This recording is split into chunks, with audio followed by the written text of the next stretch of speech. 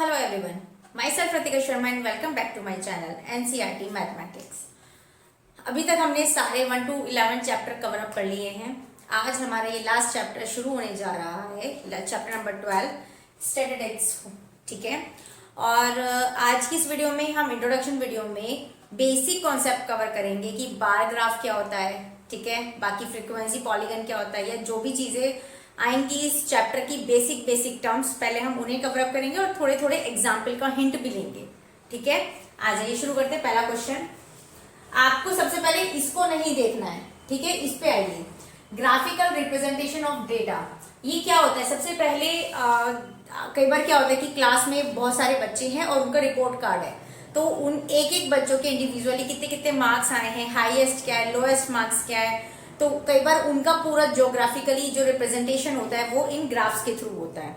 ठीक है, नहीं तो आपको दे देंगे कि 2015, 16, 17 इस तरह से कुछ ईयर वाइज दे रखी है सीक्वेंस, और आपको दे देंगे पॉपुलेशन कितनी है। तो जो चीज फिक्स है वो हमेशा एक्स एक्सिस पे आती है। ये आपको ध्यान रखने वाली चीज है कि जो आप रिप्रेजेंटेशन करेंगे एक्सिस पे, तो जो फिक्स होगा वो आएगा एक्स एक्सिस पे। ठीक है, जैसे अभी ईयर की बात की तो ईयर फिक्स है, यानी 2015, 2016, 2017 ये फिक्स है, तो ये यहाँ रहेगा। लेकिन पॉपुलेशन कितनी है वो ग्रो करती जाएगी या इंक्रीज डिक्रीज ये होती जाएंगी, तो वो इस एक्सिस पे शो होंगे। इतना क्लियर हुआ? दूसरी बात, आपको किस तरीके से ये ड्रॉ करना होता है या किस किस तरह से आप रिप्रेजेंट कर सकते हो, वो ये तीन चीजें, ये आपकी बुक के फ्रंट पेज पे ही दिया हुआ है। बार ग्राफ, सबसे पहले बार ग्राफ पे आते हैं। आप शायद फैमिलियर भी हो इस वर्ड से। इसमें क्या होगा, सेम कुछ ना कुछ आपको दिया जाएगा कि इतने टाइम पे इतनी अमाउंट है, या इतनी क्लास में इतने पास बच्चे हैं, या इतने हाईएस्ट मार्क्स है, कुछ भी दिया जाएगा। बस आपको इतना समझना है कि बार ग्राफ में क्या होता है, जो ये रेक्टेंगुलर बार होते हैं ना, ये बार शेप में, ठीक है, इनके बीच में गैप होता है। ये छोटे बड़े कैसे भी हो सकते हैं, लेकिन इनके बीच में ये गैप दिख रहा है, ये गैप होता है इनके बीच। ठीक है, तो वो बार ग्राफ होते हैं। इतना समझ में आया? फॉर एग्जाम्पल, आपकी ही बुक में एग्जाम्पल नंबर 2 दिया हुआ है 150 पेज पर, उसमें ये दिया हुआ है, हेड्स दिए हुए हैं और एक्सपेंडिचर दिया हुआ है। ठीक है, तो ग्रोसरी की इतनी है, रेंट पे वो इतना एक्सपेंडिचर है उसका 5, ये 1000 में है सब कुछ, 1000, ये 4 रुपीज नहीं है। ठीक है, तो 4000 है, रेंट पे 5000 है, एजुकेशन ऑफ चिल्ड्रन पे 5000, मेडिसिन पे 2000, फ्यूल पे 2000, एंटरटेनमेंट पे 1000 है, और मिससेलेनियस जो बाकी के उसके खर्चे हैं अनकाउंटेबल, वो उसमें 1000 खर्च कर रहा है। तो उसमें आपको ये बार ग्राफ कैसे मेंशन करना पड़ेगा, ये देखिए। सबसे पहले आप ये देखो, जो चीज एक्स एक्सिस पर आनी है वो फिक्स है, और वो हम तब लिख देंगे जब हम इसका रिप्रेजेंटेशन करेंगे। जैसे फॉर एग्जाम्पल शुरू करते हैं। एक्सपेंडिचर कितना है हमारा, काउंटिंग वाइज है और हाईएस्ट है 5, तो 1 2 3 4 5 ले सकते हैं। ठीक है, यहां मैंने 1 2 3 4 एंड 5 लिया। ग्रोसरी पे कितना है, ग्रोसरी पे है 4, यानी कि यहां पर ले लिया हमने ग्रोसरी। ठीक है, ग्रोसरी पे है 4, यानी कि ये है, तो यहां से आप बार ग्राफ कैसे एक्सटेंड करोगे, ऐसे। ठीक है, सेम रेंट पे कितना है 5000, तो रेंट पे कितना है यहाँ, ये हो गया 5000 का रेंट, ये था ग्रोसरी। तो यहां पे ऐसे अंदर नहीं लिखना है, यहां पर नीचे लिखोगे रेंट। एजुकेशन ऑफ चिल्ड्रन पे कितना है 5, ये भी उतना ही इक्वल है, तो ये हो जाएगा, ये आप स्ट्रेटली खींचना लाइन स्केल की हेल्प से एजुकेशन पे ये। ठीक है, फिर मेडिसिन पे 2000, ये आ गया मेडिसिन पे 2000 मेडिसिन। फ्यूल पे 2, अगेन फ्यूल पे 2, तो फ्यूल आ गया ये एंटरटेनमेंट पे 1 है और मिसलेनियस पे 1 है, तो यहाँ पे आप लिख सकते हो। ठीक है, तो इस तरह का आपका ये बार ग्राफ होगा, स्केल की हेल्प से आप अच्छे से मेजरमेंट देना। ये जो बीच में गैप दिख रहा है ना, ये बार ग्राफ में गैप होता है। ठीक है, इतना समझ में आया? नेक्स्ट पे आते हैं, histogram of uniform width and varying of width. यानी कि हिस्टोग्राम का क्या मतलब होता है, बस पहले एक बार रफली फिगर समझ लो। अभी हमने बार ग्राफ सीखा जिसमें गैप था, लेकिन हिस्टोग्राम में गैप नहीं होता है, होते वही है रेक्टेंगुलर बार्स, लेकिन विदाउट गैप, यानी ऐसे होगा, ऐसे होगा, ऐसे होगा, ऐसे होगा या ऐसे होगा ये। तो यूनिफॉर्म विड्थ की इनकी आपस में ये क्या कहते हैं, इनकी विड्थ है, ये चौड़ाई है, ये इक्वल है, यूनिफॉर्म इज इक्वल है। या दूसरी कैटेगरी आती है वेरीफाइंड की, अब जैसे कि यहाँ पर ये इक्वल इक्वल दिखा रखे हैं, तो इट मे बी पॉसिबल कि क्या होगा कि जितनी यूनिफॉर्म गैप है वो फर्स्ट टाइप है, और सेकंड टाइप हो गया इसका कि कहीं कहीं आपको ये इस तरह से ज्यादा विड्थ का मिल जाएगा। वैरिंग इज बदलता हुआ विड्थ, यानी कभी ज्यादा, कभी ज्यादा, कभी कम, कभी और भी कम, कभी फिर ज्यादा, कभी फिर ज्यादा, इस तरह से ये विड्थ इनकी वैरिंग होती रहेगी। वैरी होती रहेगी मीन्स चेंज होती रहेगी। जैसे एग्जाम्पल नंबर 3 आपकी 155 बुक पर दिया हुआ है, 0 से 20 तक आपको 7 स्टूडेंट्स मिलेंगे जिनके मार्क्स हैं, ये मार्क्स हैं और ये नंबर ऑफ स्टूडेंट्स हैं। तो 0 से 20 तक 7 बच्चों के मार्क्स हैं, 20 से 30 तक 10 बच्चों के हैं, 30 to 40 10 बच्चों के हैं, 40 to 50 20 बच्चों के, इस तरह के आपको ये दिया हुआ है। आपको ये बोला जाएगा कि हिस्टोग्राम में कवर अप करो, उसे हिस्टोग्राम में डिनोट करो, रिप्रेजेंट करो। तो आपको क्या करना है, इस तरह का लिया, यहाँ पर क्या फिक्स है यहाँ पर बच्चों का ये मार्क्स, ठीक है, और क्या अनफिक्स है, जो वेरी करता रहेगा नंबर ऑफ स्टूडेंट्स है यहाँ। तो ये हो गए आपके नंबर ऑफ स्टूडेंट्स, ठीक, और यहाँ पर हम इंटरवल लेके चलेंगे। तो यहाँ पे आप देख सकते हो इजिली है 8 15 20, तो 1 से लेकर आप हाईएस्ट 20 तक तो जाओगे तो बहुत लंबा हो जाएगा।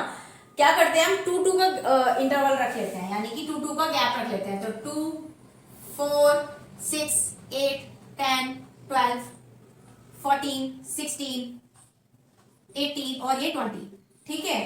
और इधर आ जाएंगे ये आपके मार्क्स ऑब्टेन्ड वाले बच्चे, यानी कि जिनके मार्क्स हैं। तो 0 से 20 तक मार्क्स किस, अब देखो 0 से 20, लेकिन 20 से 30, 30 to 40, 40 to 50, यहाँ पर 20 का गैप है, यहाँ पर 10 का गैप, यहाँ पर 10, यहाँ 10, यहाँ 10, यहाँ 10, और फिर 10 से ज्यादा, मतलब 70 से ज्यादा दे रखा है। तो सबसे पहले 0 to 20, यानी कि यहाँ से हमने लिए 10 20 30 40 50 60 और ये 70, और ये से ज्यादा हो गया। तो 0 to 20 है 7 बच्चे, 0 to 20 यानी ये 0 का मार्क होता है, ठीक है। तो 0 to 20 आपके 7 का है, 8 और 6 के बीच में 7 आएगा ना, तो ये हो जाएगा 0 to 20, ठीक है। अब आप यहाँ पे विड्थ नोटिस कर रहे हो, अब आगे की विड्थ नोटिस करना। 20 to 30 10 बच्चे, 20 to 30 10 बच्चे हैं, यानी ये है ऑलमोस्ट, विड्थ कम हुई तो वैरिंग हो गया ये, इसका मतलब, ठीक है। फिर 10 है 30 to 40, 30 to 40 के भी 10 ही है, ये हो गया। 20 है 40 to 50 के, 40 to 50 बच्चों के 20 आ रहा है, यानी कि यहाँ स्केल से करना अगेन, ठीक है। तो इस तरीके से ही आ रहे हैं, सेम ऐसे आप बनाते जाओगे तो आगे भी 20 चलेगा। 50 to 60 का 20 है, फिर 15 है, 15 कैसे लोगे, 14 और 16 के बीच में जो मिड है ये आपको डॉटेड लाइन नहीं बनानी, मैंने सिर्फ अपने कन्वीनियंस के लिए बनाई थी, आपको नहीं बनानी है। तो ये हो गया आपका ये इस तरह से, और बाकी 70 8 किसके हैं, 6 और 7 के बीच में, ये राइट।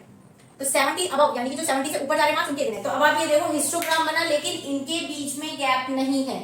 दूसरी चीज ये देख रहे हैं आप, विड्थ ये अब यहाँ पर यूनिफॉर्म हो गई क्योंकि 10 का गैप था, लेकिन यहाँ पर विड्थ बहुत ज्यादा हो गई है। तो ये क्या होते हैं आपके हिस्टोग्राम ऑफ यूनिफॉर्म विड्थ और वैरिंग विड्थ। इतना समझ में आया। लेकिन अब एक चीज ध्यान रखनी है, क्योंकि बाकियों में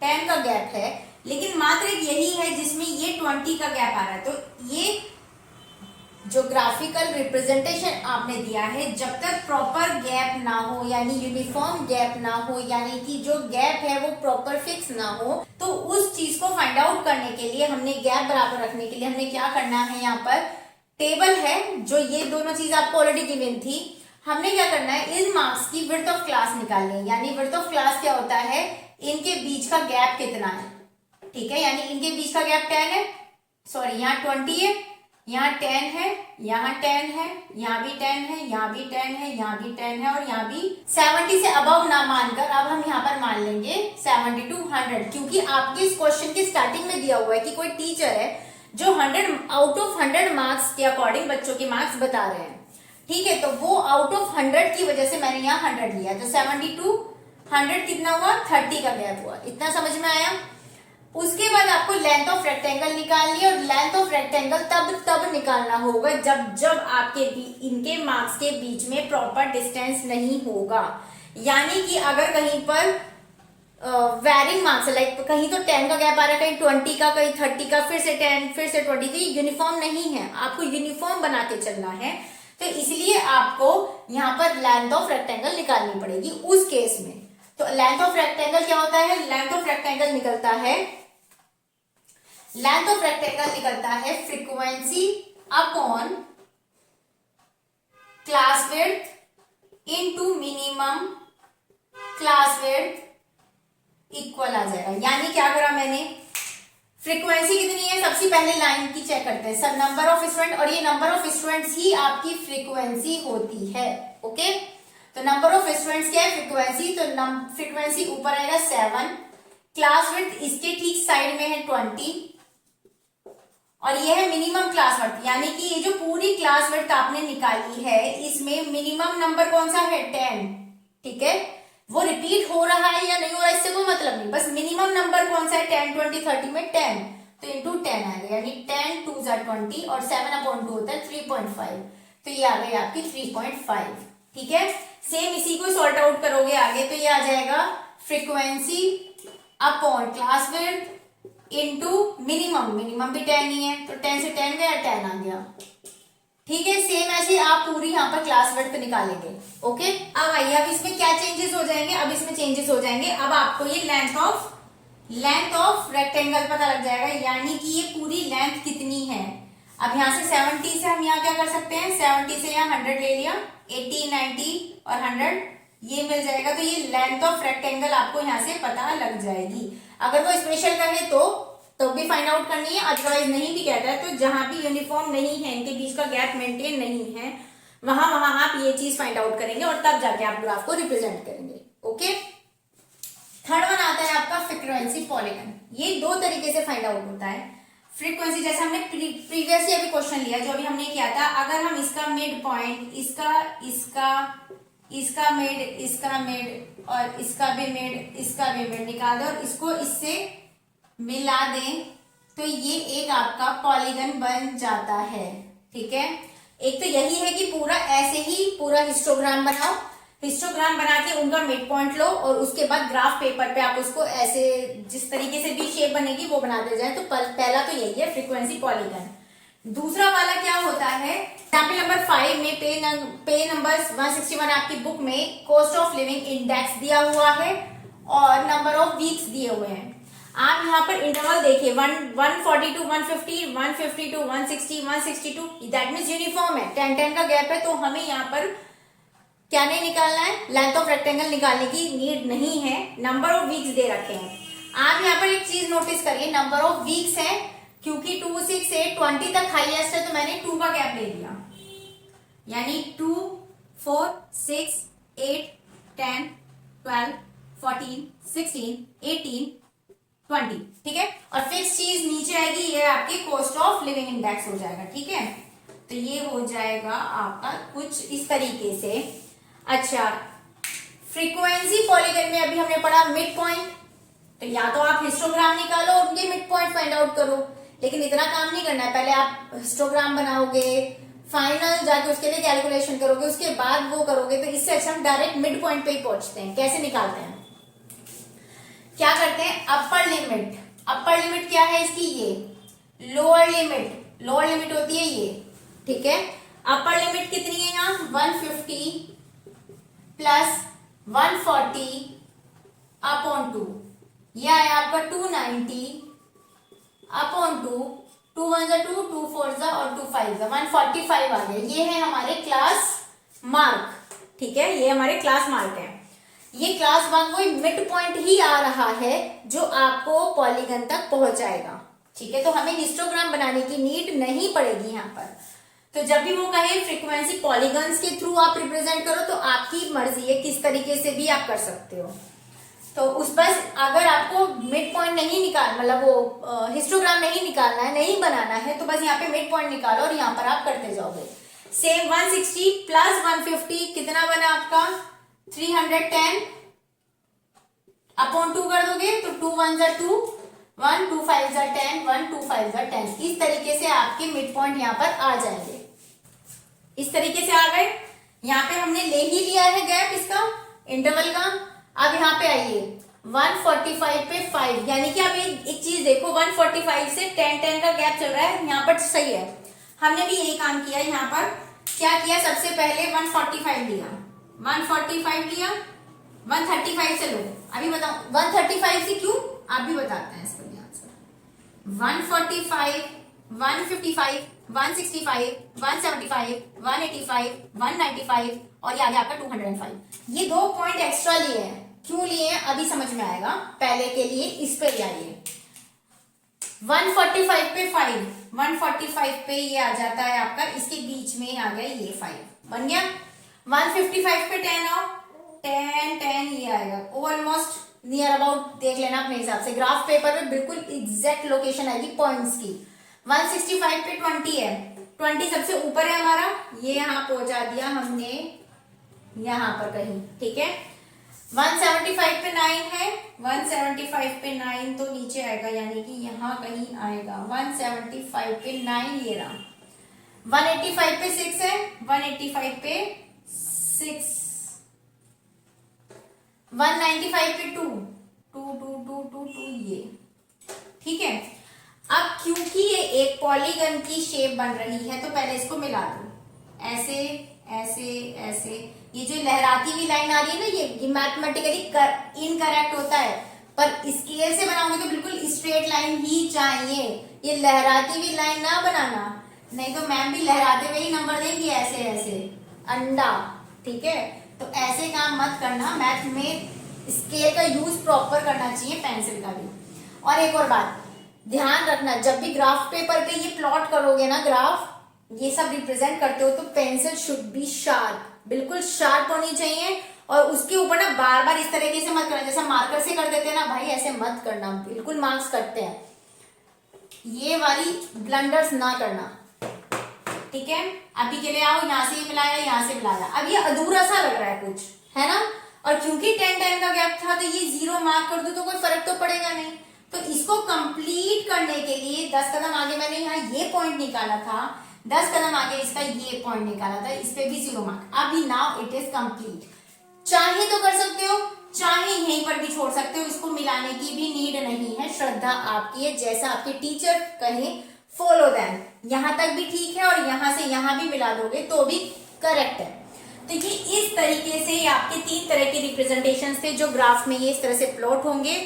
ध्यान रखना, मैथ्स में बिल्कुल फिनिशिंग से काम करना, जितना फिनिशिंग आएगी नंबर देने वाला टीचर भी खुश होकर नंबर देता है। ज्यादा उसमें मतलब मैसी करोगे ना सारा पेज तो मैसी ही नंबर आना है, ठीक है। सो प्रैक्टिस करना। नेक्स्ट एक्सरसाइज में हम इसकी एक्सरसाइज के साथ मिलेंगे, इस बहाने आपके कवर अप भी हो गई है एग्जाम्पल्स, ठीक है। तो मिलेंगे नेक्स्ट एक्सरसाइज में, प्रैक्टिस करते रहना। वीडियो अच्छी लगी हो तो लाइक जरूर कर देना, लाइक शेयर भी कर देना प्लीज प्लीज, ठीक है। तो नेक्स्ट वीडियो में मिलते हैं इसकी एक्सरसाइज के साथ, ओके।